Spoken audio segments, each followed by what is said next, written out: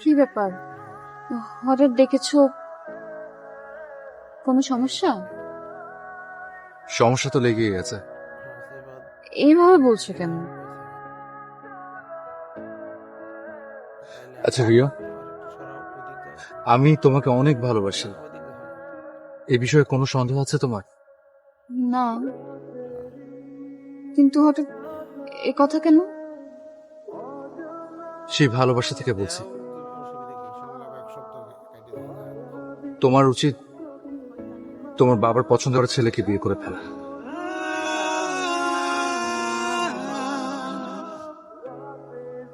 তুমি হয়তো ভাবছো যে আমি এই কথাগুলো ইমোশনাল হয়ে বলছি, কিন্তু আমি একদমই ইমোশনাল হয়ে বলছি না। গত কয়েকটা রাত আমি এটা নিয়ে ভেবেছি, এটাই আমাদের দুজনের জন্য ভালো হবে। কি বলছো এসব? আমার ছোট ভাইয়ের পড়ালেখা চলে আমার টাকা দিয়ে, আমার পরিবারের শক্তি এখন আমি। তোমার হাতটা ধরবার জন্য যতটুকু শক্তি দরকার আমার এখনো তা হয়ে ওঠেনি। আমি জানি আমি কোনো ভুল মানুষকে ভালোবাসিনি, কিন্তু আমাকে এই পরিস্থিতির মুখোমুখি হতে হবে আরো অনেকগুলো বছর। তুমি হয়তো বছরের পর বছর ভালোবাসার জন্য অপেক্ষা করতে পারবে, কিন্তু শেষটা এমনই হবে।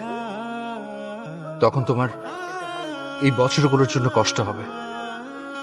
তুমি একটা অনিশ্চিত জীবন নিয়ে আমার ঘরে উঠতে পারো, কদিন ভালো লাগবে, তারপর তারপর একসময় অসহ্য হয়ে উঠবে, সংসারে অশান্তি হবে।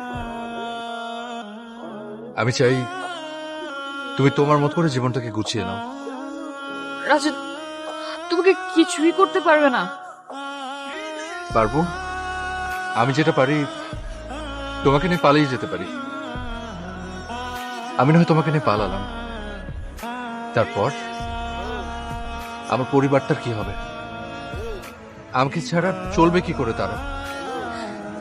তাই বলে তোমার আমার এতদিনের ভালোবাসা, আমাদের এতগুলো শব্দ সব এভাবে শেষ হয়ে যাবে? তোমার কষ্ট হবে, কিন্তু পরে সব ঠিক হয়ে যাবে।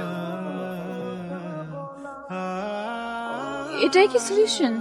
হ্যাঁ, এটাই সব থেকে ভালো সলিউশন। নিজেদের মতো করে আলাদা হয়ে যাওয়া, যেন অনেক বছর পর দেখা হলেও দুজনের প্রতি অন্তত নিজেদের সম্মানটা বেঁচে থাকে।